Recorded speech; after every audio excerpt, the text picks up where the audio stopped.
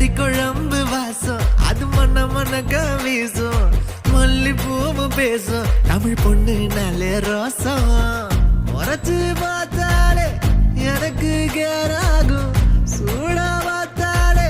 சோடாவும் வீராகும் முறைச்சு பார்த்தாலே எனக்கு கேராகும் சூடா பார்த்தாலே சோடாவும் வீராகும் அம்சமான லடுக்கி ஆளுக்குள்ள விழுந்த தடுக்கி மீன் குழம்பு இட்லி நான் உனக்கு ஏத்த சட்லி